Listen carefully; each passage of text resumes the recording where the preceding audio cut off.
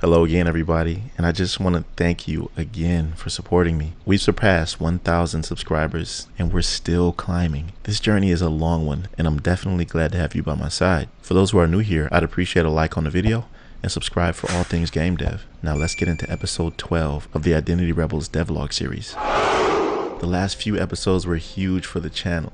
I did a 6-month reveal of what I've been up to during that time, and trust me, it was a lot, and so much progress has been made with the project. That video led to episode 11, where I discussed the open world and what I plan to do with it.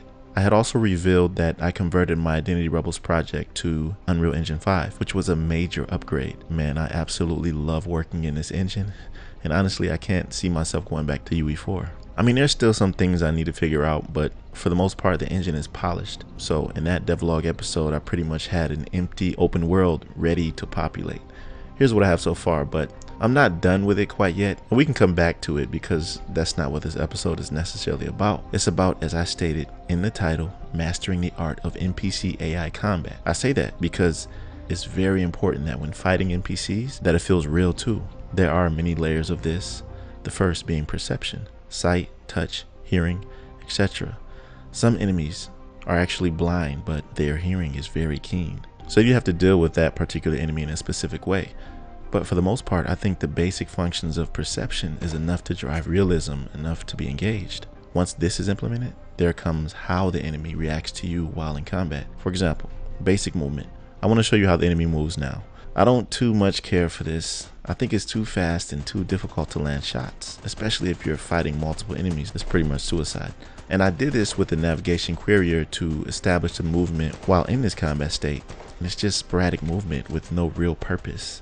I mean, I guess it's to make you miss, right? Well, that's not my ultimate goal. I want the enemy AI to, first of all, move much slower while firing.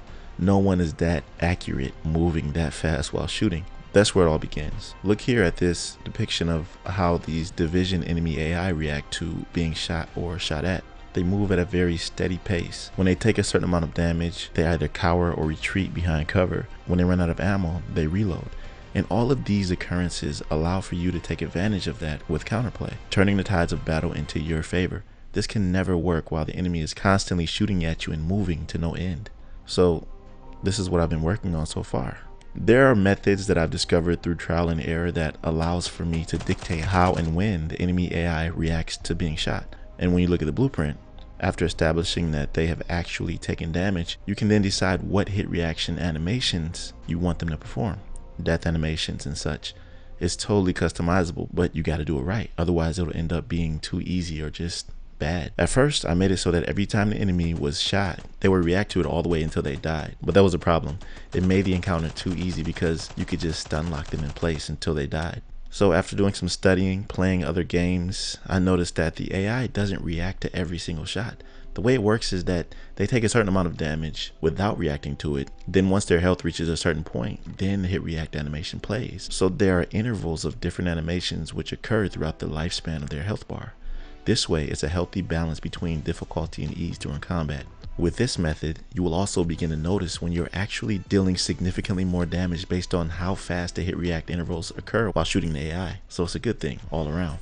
I think this is a very good combat base to start at. Everything else will come in due time. I have an idea of how the perception works. I don't know how to make them reload yet when running out of ammo or retreat after taking a certain amount of damage, but I will figure it out. And when I do, I'll show you the finished product, which I know is going to be epic, because this perspective alone is usually enough for players to have an enjoyable time while playing a game. But think about everything else, like boss fights, special ammo that sets you on fire or makes you bleed, and the effects they have on the character and such, critical damage and weapon talents. I mean, all of these factors together play a major role in being immersed in the play experience. I have one more aspect I want to tell you about, and after that we'll end the video. And this has to do with the armor, how it plays a part in this whole thing. I mean, armor can be aesthetic to where it just looks nice and doesn't do anything, or you can have it be part of the combat, which I want to attempt to do. I really like in some games how certain parts of the enemy armor gets destroyed when weakening it enough, exposing weak points. And I know in this game, when I'm shooting them, you've noticed that the weapon falls out of their hand after they die, right? Well, I can apply this same logic to armor. Just attach it to their body, like for example a helmet, and when they take a certain amount of damage to that area, it gets knocked off.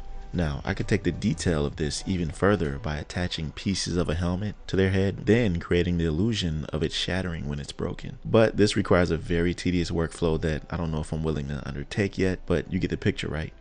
At the end of the day, it's all up to how much detail I want to be added into this game. And because I'm solo, it's a lot to think about, so we'll see where I'm at with this later on. I'm also working on boss fight mechanics, and that's looking promising too. Maybe I'll make a video about it so you can see how I'm working through that as well. But that's pretty much all I wanted to discuss in this devlog regarding mastering the art of combat. Thanks for listening to the end. I don't think you realize how much you watching to the end helps my video's audience retention. Anyway, make sure you like the video and subscribe for more content like this. I'll see you in the next one. Peace.